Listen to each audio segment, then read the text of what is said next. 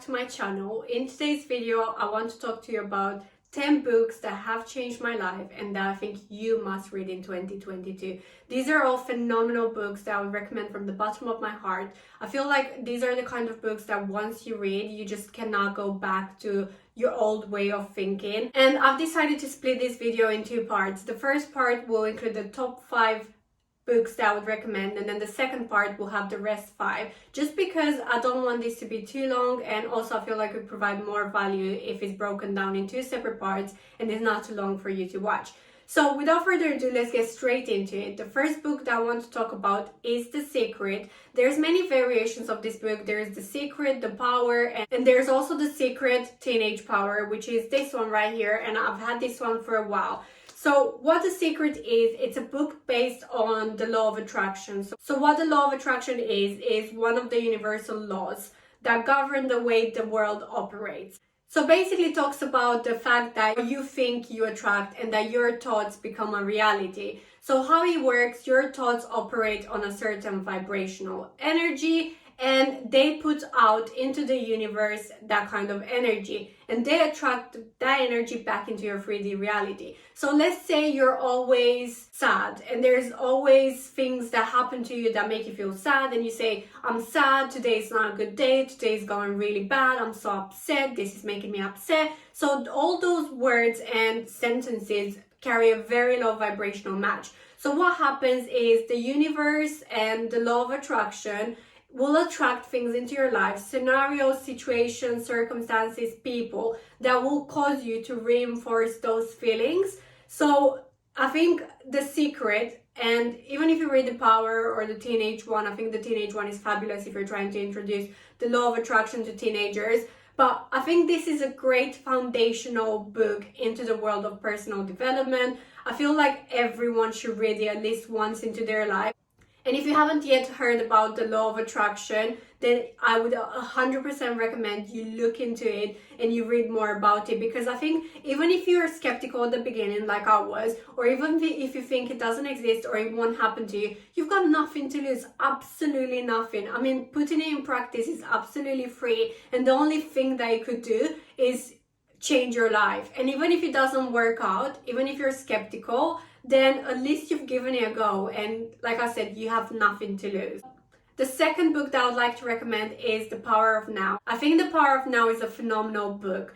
It can be a bit difficult to get your head around and to understand some of the concepts that he talks about, but even if you don't fully understand what he's trying to say, I had lots of moments while reading the book where I was thinking, I think I know what he's talking about, but I can't exactly say what he means. But I kind of get it. So I think even if you're like that when reading the book, it's still good enough to get a lot of value out of it.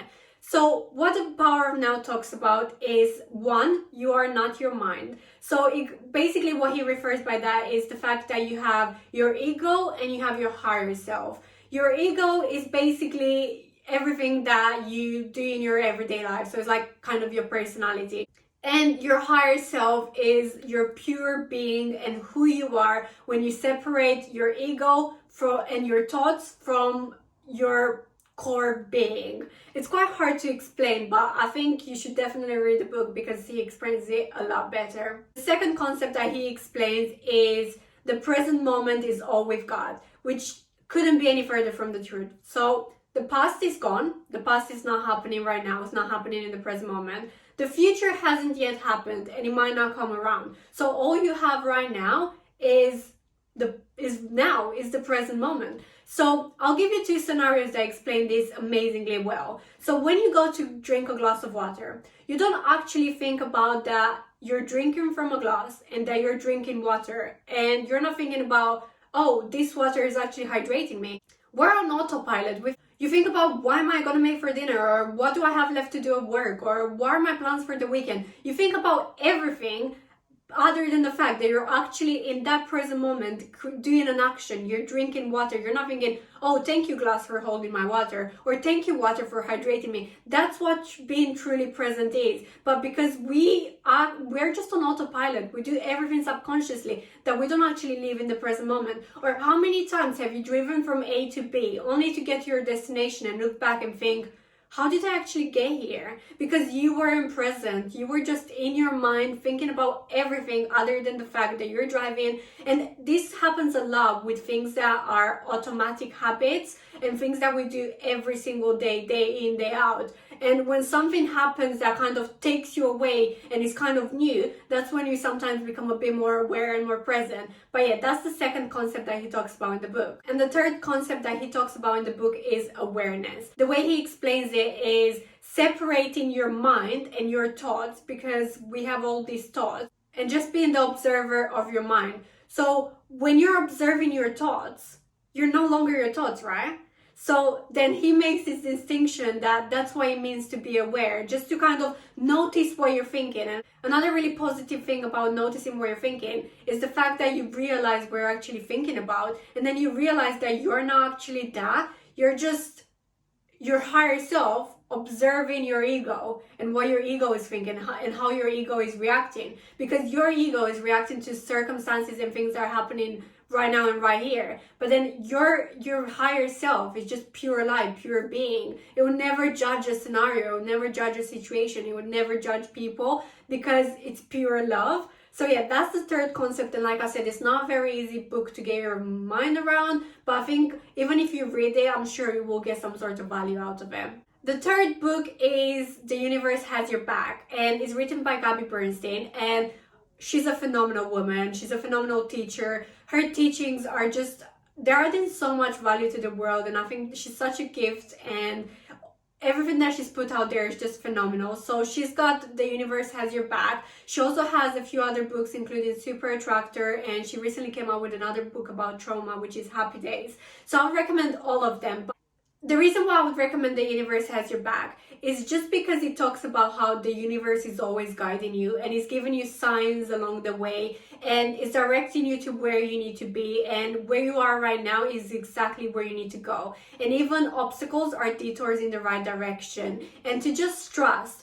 So it basically talks about turning fear into faith and just having the belief that everything is working out for your highest good. And I think just turning that fear and trusting and surrendering to the universe and the fact that everything is happening for a reason just makes you feel so empowered, and it just makes you feel so good about life. And another thing that she talks about is the need to surrender and to not be in control of everything that is happening and trying not to control circumstances. And surrendering is quite a difficult concept to actually implement in your day-to-day life. It requires quite a bit of effort and willpower, but I think it's so worth it. And I will actually leave a link in the description section below to one of the blog posts that she did on surrendering, because I think it's phenomenal and I think you should definitely have a read if you want to surrender more to what is and surrendering more to your path in the world.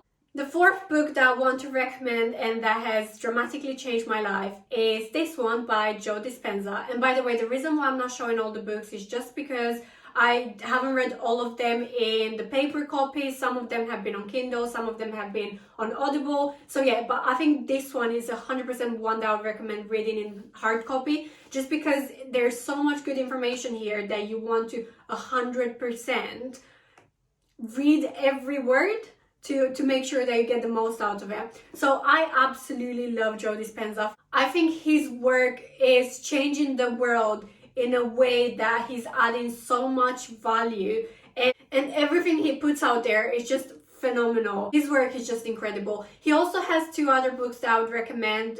One of them is called The Placebo Effect and the other one is called Supernatural. But this one basically is breaking the habit of being yourself, how to lose your mind and create a new one. And he's got an amazing video. I think it's a 4-minute video that kind of summarizes what this book is about. But basically, and I'll leave that in the description below as well, because I think that's worth listening to as well. And just in case you prefer something super short. So how it works, our thoughts and beliefs fire and wire in a certain circuit. And it's actually quite difficult to break that circuit. And one of the ways that we can do that is through meditation, as he talks about in this book. So he actually says something really powerful. So he says that by the age of 35, 95% of who we are is a set of already established thoughts, beliefs, patterns, habits that kind of guide and direct who we are and who we show up in the world and what our identity is. And another amazing thing that he says is your personality creates your personal reality, which I 100% believe in. So yeah, I think this is one of the most life-changing books. And if you want to change your current identity and you want to change your reality, I think this is 100% worth reading. And the fifth book that I would love to recommend is by Louise Hayes, and it's called You Can Heal Your Life.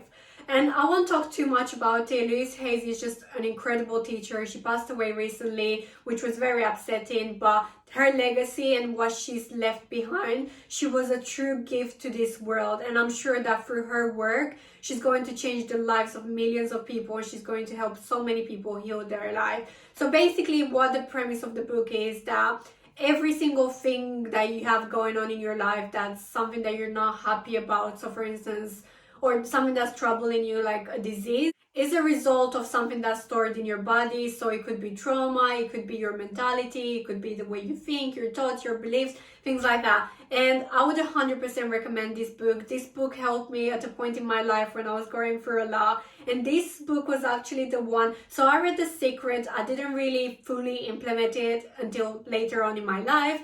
But this book was actually the one that sparked my journey to healing, my journey to spirituality, and my journey to personal development 3 or 4 years ago. I think it must be 4 years ago now. So yeah, that was the last book that I wanted to tell you guys about. And there will be a part 2 coming up shortly with the rest of the 5 books that I recommend. But yeah, these 5 books have changed my life. And I feel like once you read these books and once you learn some of the concepts and the perspectives of seeing life, you just can't go back. It just changes the way you think, the way you see life, and it changes it in a much better way. So yeah, I think even if you maybe don't want to read these books but you just want to have a quick summary, just go on YouTube and look for a quick summary of the books, and I think even that way you will get an incredible amount of value. I feel like I've spoken forever. These are the 5 books that I recommend. I 100% think that they're worth reading. Thank you guys so much for watching, and until next time, take care.